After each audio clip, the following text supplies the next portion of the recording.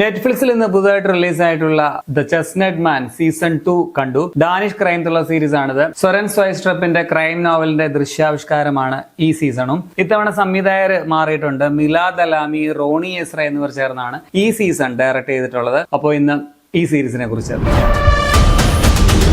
Detective mark നയാതുലിൻ ഇവർ രണ്ടുപേരും കൂടി ഇത്തവണ മറ്റൊരു സീരിയൽ കില്ലറിന്റെ പിറകെയാണ്. ഇരകളെ ഈ നഴ്സറി പാട്ടുകൾ പോലെയുള്ള ഗാനങ്ങൾ കൊണ്ടും അതുപോലെ സ്റ്റോക്ക് ചെയ്തുമൊക്കെ വേട്ടയാടുന്ന ഒരു സൈക്കോയാണ്. ഈ കേസാണ് ഈ സീസൺ പറയുന്നത്. സീസൺ 1 കാണാത്തവർക്കും ഇത് കാണുന്നതിന് വലിയ പ്രശ്നമൊന്നുമില്ല. കാരണം ഇതിൽ പുതിയൊരു ഫ്രഷ് ആയിട്ടുള്ള ഒരു മിസ്റ്ററി സോൾവ് ചെയ്യുകയാണ്. പക്ഷേ ഇതിൽ അന്വേഷണ ഉദ്യോഗസ്ഥരുടെ ബാക്ക്ഗ്രൗണ്ട്, അവരുടെ ആ ഒരു പൂർവ്വകാലമൊക്കെ അറിയാൻ വേണ്ടി ഫസ്റ്റ് സീസൺ കാണുന്നത് നല്ലതായിരിക്കും. എങ്കിലേ കഥാപാത്രങ്ങളോട് നിങ്ങൾക്ക് നല്ല രീതിയിൽ കണക്ട് ആകാൻ പറ്റുകയുള്ളൂ. ഇതും ഫസ്റ്റ് സീസൺ പോലെ ഒരു സ്ലോ ബേൺ ക്രൈം ത്രില്ലറാണ്. ഇതിന്റെയും കഥയുടെ ആ ഒരു സ്ട്രക്ചറിനൊക്കെ ഫസ്റ്റ് സീസണുമായിട്ട് നല്ല സാമ്യമുണ്ട്. ഇതിലെ കേസും ആ മിസ്റ്ററിയും ഒക്കെ നല്ല ഇൻട്രസ്റ്റിംഗ് ആണ്. തുടക്കം മുതൽ തന്നെ നമ്മളെ ഹുക്ഡാക്കി നിർത്താനായിട്ട് സീരീസിന് സാധിക്കുന്നുണ്ട്. ക്യാരക്ടർ ഡ്രിവൺ ആണ് ഇതും എന്ന് പറയാം. നല്ല കുറച്ച് കഥാപാത്രങ്ങൾ ഈ സീസണിൽ നിങ്ങൾക്ക് കാണാൻ പറ്റും. കുറച്ച് നല്ല ഇന്റൻസ് ആയിട്ടുള്ള നിമിഷങ്ങൾ, അതുപോലെ കുറച്ച് ടെൻഷൻ ബിൽഡിംഗ് ആയിട്ടുള്ള ചില എലമെന്റ്സ്, പിന്നെ ഡീസന്റ് ആയിട്ടുള്ള കുറച്ച് ട്വിസ്റ്റുകളും ടേൺസും ഒക്കെ ഇതിലുമുണ്ട്. തൊട്ടടുത്ത് എവിടെയോ നമ്മുടെ കൺവട്ടത്ത് കില്ലർ ഇങ്ങനെ കാണാതെ ഒളിച്ചിരിപ്പുണ്ട് എന്നുള്ള ആ ഒരു തോന്നല് സീരീസ് തുടങ്ങി ഉടനീളം ഫീൽ ചെയ്യുന്നുണ്ട്. അത് ഇതിന്റെ വലിയൊരു പോസിറ്റീവ് ആണ്. സോ കില്ലറും ഇരയും അല്ലെങ്കിൽ കില്ലറും പോലീസുകാരും തമ്മിലുള്ള ഒരു ഹൈഡ് ആൻഡ് സീക്ക് ആണെന്നും പറയാം. അതുപോലെ തന്നെ കില്ലർ ആരാണെന്നുള്ള സസ്പെൻസും ഡീസന്റ് ആയിട്ട് തന്നെയാണ് തോന്നിയത്.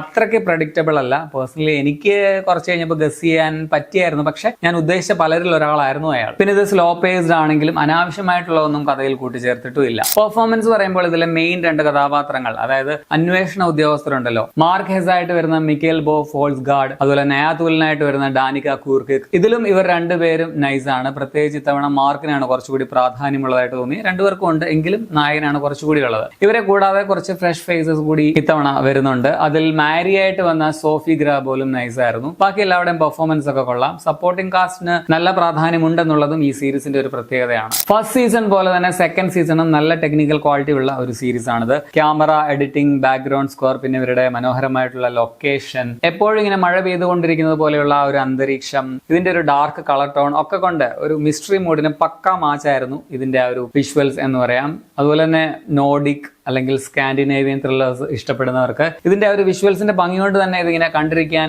തോന്നുകയും ചെയ്യും. ഇനി നെഗറ്റീവ്സ് പറയുകയാണെങ്കിൽ സ്ഥിരം ഇൻവെസ്റ്റിഗേഷൻ ത്രില്ലറുകളുടെ ഒക്കെ കുറെ ക്ലീഷകൾ, കുറെ പാറ്റേണുകളൊക്കെ ഇതും ഫോളോ ചെയ്യുന്നുണ്ട്. തിരക്കഥയുടെ സ്ട്രക്ചറിലൊക്കെ ചിലപ്പോൾ ഒരു ഫ്രഷ്നെസ് ഒക്കെ മിസ് ചെയ്യുകയും ചെയ്യും. പിന്നെ ചില സീൻസ് ആണെങ്കിലും പല കാര്യങ്ങളാണെങ്കിലും ചിലപ്പോൾ പ്രഡിക്റ്റബിൾ ആണെന്ന് പറയാം. സെക്കൻഡ് എപ്പിസോഡിന്റെ ലാസ്റ്റ് നടക്കുന്ന കാര്യമൊക്കെ എന്താ ഒരു എപ്പിസോഡ് വൈകിയേ എന്ന് ചോദിക്കാനാണ് തോന്നിയത്. എങ്കിൽ പോലും നമ്മൾ ഊഹിക്കാവുന്നതിനപ്പുറം ഷോക്കിംഗ് ആയിട്ടുള്ള ചില സംഭവങ്ങളൊക്കെ തന്ന് സർപ്രൈസ് ആയിട്ട് നൽകുന്നുണ്ട്. അപ്രതീക്ഷിതമായിട്ടുള്ള ചില സംഭവങ്ങൾ ഒരല്പം നമ്മളെ അൺകംഫർട്ടബിൾ ആക്കുകയും ചെയ്യുന്നുണ്ട്. അതേസമയം ഇതിലെ വില്ലൻ ക്യാരക്ടർ ഇൻട്രസ്റ്റിംഗ് ആയിരുന്നെങ്കിലും അത്രയ്ക്ക് കൺവിൻസിങ് അല്ലായിരുന്നു എന്നും തോന്നിയായിരുന്നു. അതുപോലെ തന്നെ പലപ്പോഴും നായകനും നായികയും ഒക്കെ കുറച്ച് വീക്ക് ആയിട്ടാണ് ചിലയിടങ്ങളിൽ ഫീൽ ചെയ്തത്. അതുപോലെ തന്നെ ഫാസ്റ്റ് പേസിൽ കഥ പോകണം, കുറച്ച് ആക്ഷൻ ഒക്കെ വേണം എന്ന് ആഗ്രഹിക്കുന്ന ആൾക്കാർക്ക് പറ്റിയൊരു സീരീസ് ആയിട്ട് എനിക്ക് തോന്നുന്നില്ല. ഇങ്ങനെ കുറച്ച് പ്രശ്നങ്ങളൊക്കെ ഈ സീരീസിന് ഉണ്ട്. സോ മൊത്തത്തിൽ ഒരു നല്ല സ്ലോ ബേൺ ത്രില്ലർ ആണ്. കുറച്ച് ക്ലീഷയൊക്കെ ഉണ്ടെങ്കിലും ആവറേജിന് തൊട്ട് മുകളിൽ നിൽക്കുന്ന ഒരു അനുഭവമായിട്ടാണ് എനിക്ക് തോന്നുന്നത്. എനിക്കതുകൊണ്ട് വർക്കായ ഒരു സീരീസ് ആണ്. എങ്കിലും പേഴ്സണലി ഫസ്റ്റ് സീസൺ ആണ് എനിക്ക് കൂടുതൽ ഇഷ്ടം. സോ